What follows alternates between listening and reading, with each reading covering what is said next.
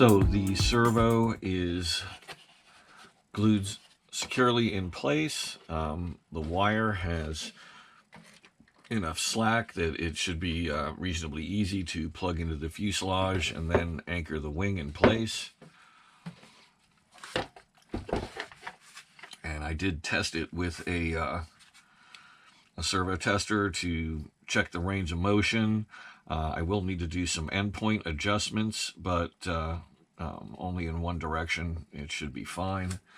It's going to be a matter of adjusting to get a midpoint where it'll be worth using. So I'm going to go ahead and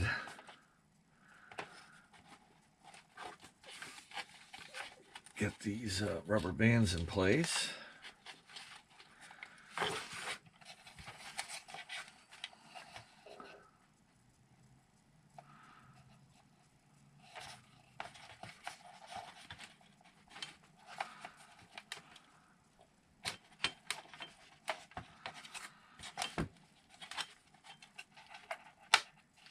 Okay, that's one.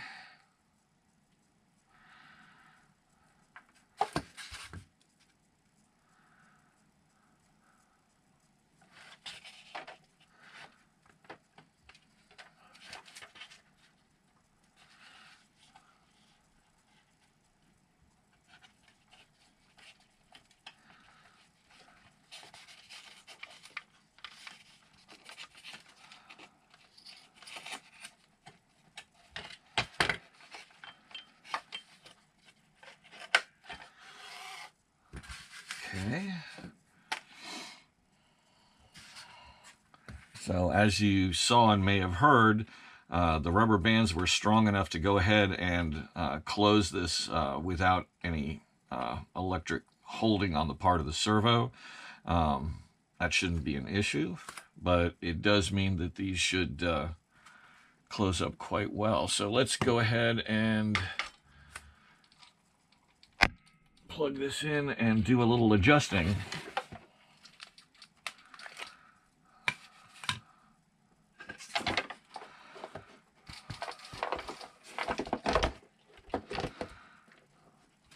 Just make sure I know which direction I'm going. Okay. I've got ground to the right and signal to the left.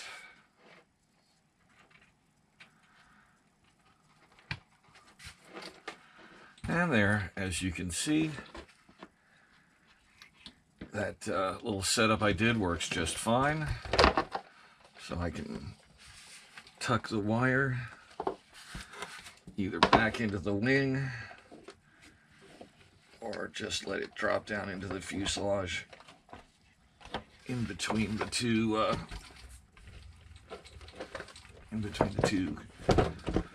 pull cables, which I think is the best way to do. That's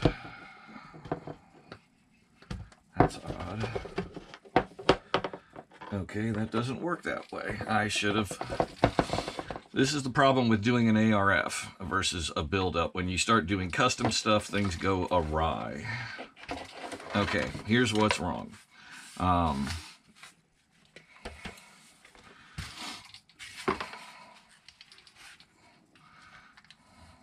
That should be pretty obvious. The plug is up here, the wire is here, and we're not, we've got this in the way. I can't feed this wire down under this and then in. So what I need to do is route this wire instead of through the hole here. I need to cut a little hole in the covering and then put a patch over it. But I need the wire to come out forward of this hole here so it needs to be right about there, I would say. And what I'll probably do is hot glue the wire to the side of the doubled up spar here.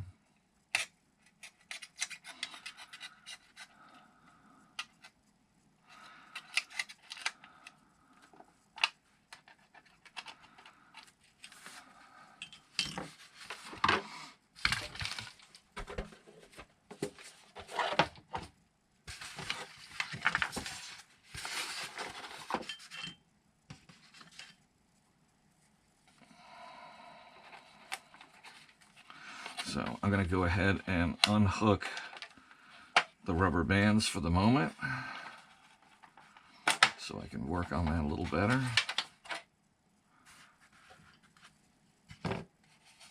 And I'll go ahead and route this wire back out.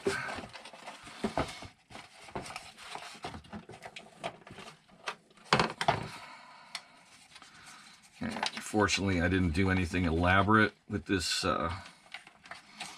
wire here. I just wrapped the twist tie around it, and I didn't like twist it onto itself multiple times or something. Just wound it around so it's easy enough to remove.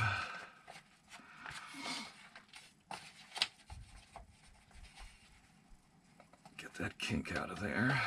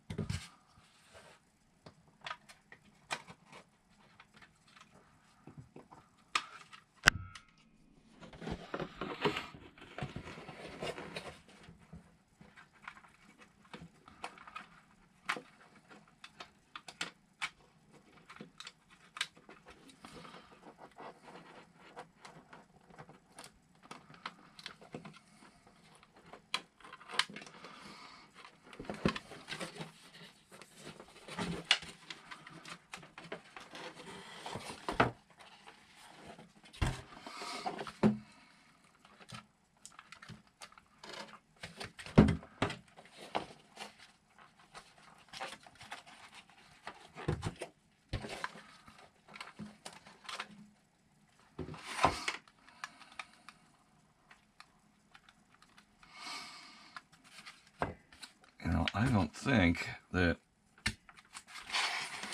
think I really need to even do hot glue.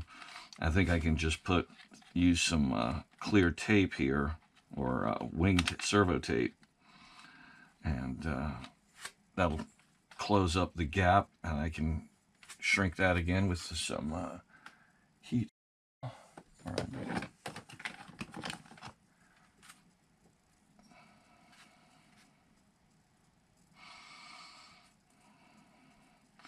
I imagine that this tape, because it's made for hinges, is going to be reasonably heat resistant.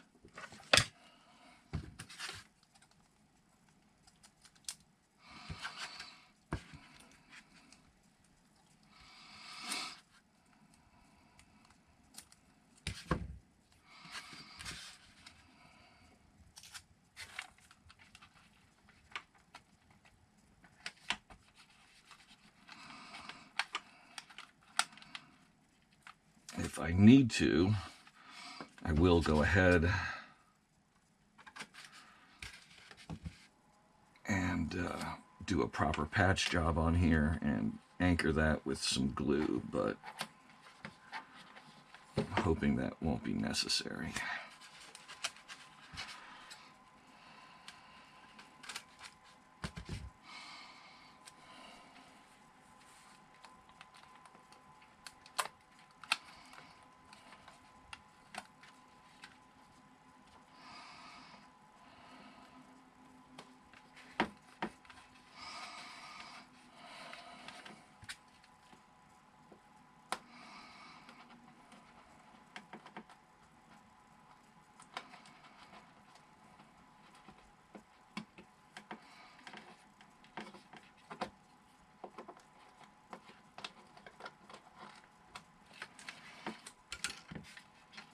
Okay, so having crossed that little Rubicon, let's go ahead and I need to put the rubber bands back on. Oh.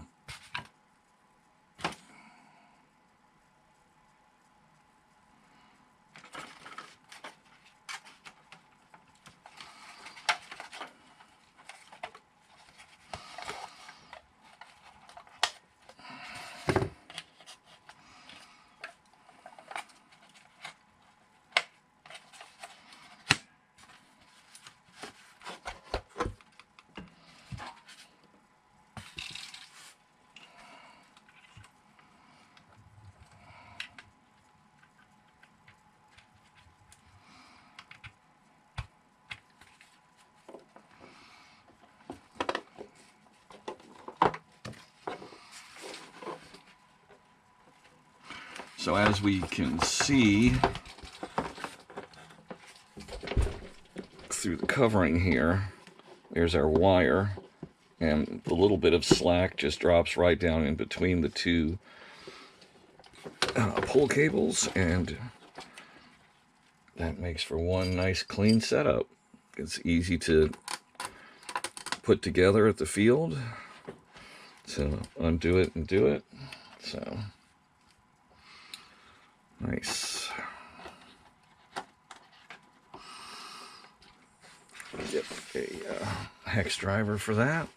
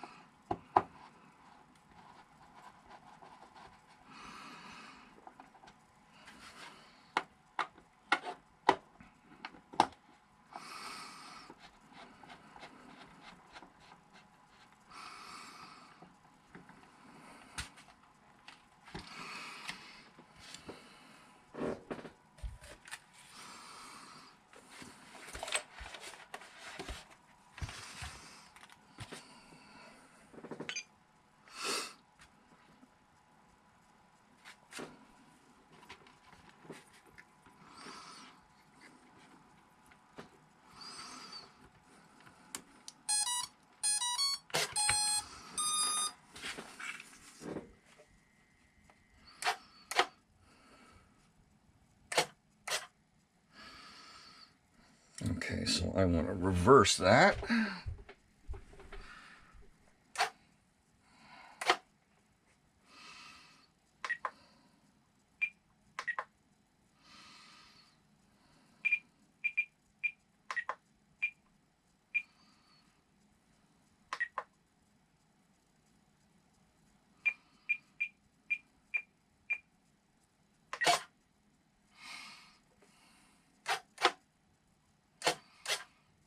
Okay, so now I need to go to endpoints.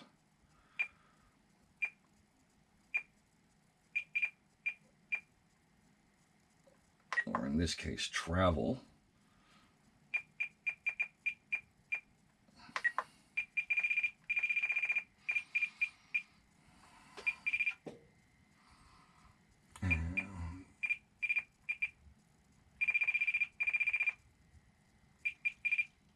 That makes it perpendicular.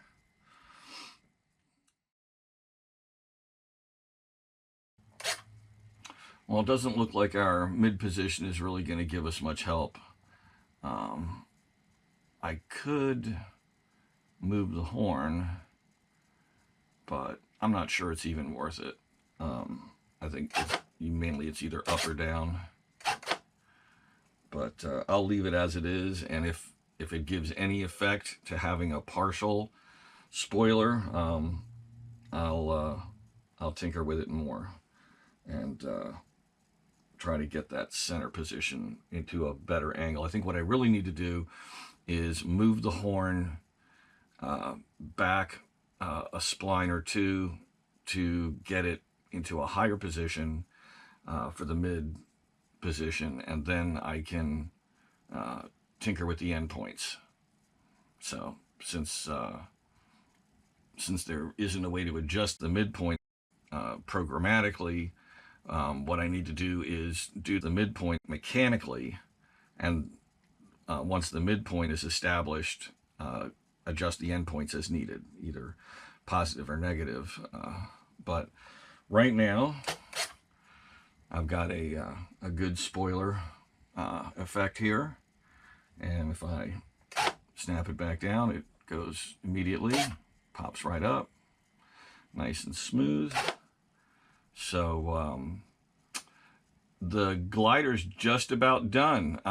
It's a time to do final tuning. I need to put on the prop, and then it's going to be time to set the center of gravity. And that's going to be particularly interesting because I have a new CG tool. I got it from a guy who makes this tool himself and sells them. He makes a variety of glider specific tools, and I'm going to be showing those to you, and I'll be giving you links in the event that you want to purchase them for yourselves. He has very high quality, everything is CNC cut out of high quality wood and 3D printed items. Okay, so time to put the prop together and the spinner. You're going to need an 8mm wrench for this bolt here.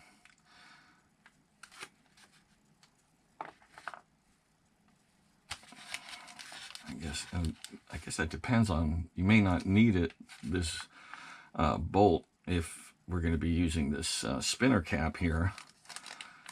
That may just be something they provide you as an option.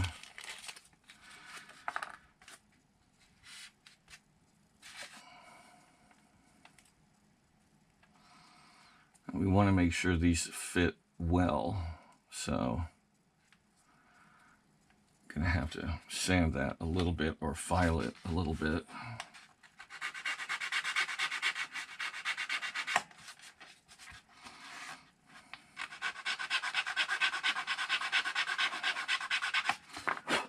We want to make sure that these props fold up smoothly.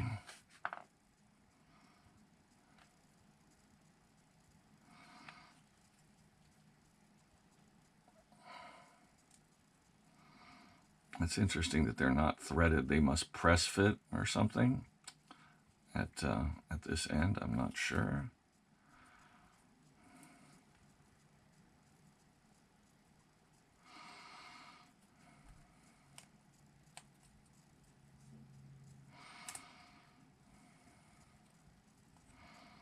Or they just snap in.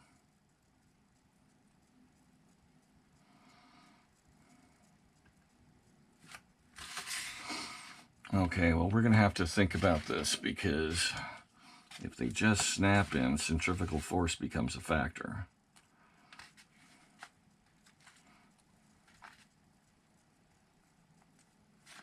That needs a little more filing.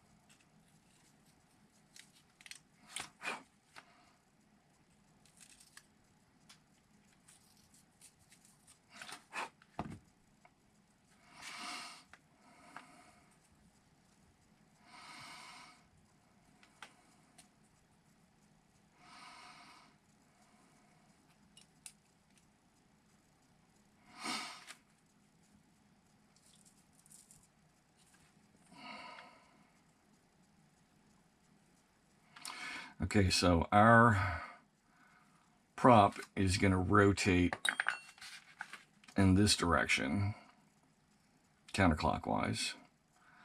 And so we want the fitting to face in that direction, so that centrifugal force isn't trying to push it out, it's trying to push it in, which means, so in other words, you see this, you got this little depression here where the end of this is going to fit in. You could flip these over and it would fit this way, and so you're rotating against the direction that that pin goes. You want to have that pin wanting to go in, not out. So we would want to flip this over in this direction so our pin is facing into the direction of rotation, so it's being pushed down, not out, because these are not threaded, and they just kind of pop in. It's just kind of an odd way of doing it, if you ask me. I'm used to having these things having a bolt or some threads.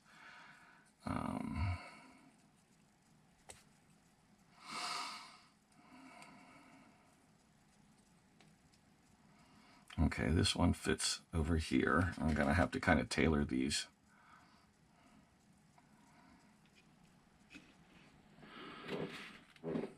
Okay, I figured out the issue with the pins. It doesn't matter which direction you put them in, and there's no need to come up with, you know, they don't need to be tightened down or anything, because when the spinner is in place,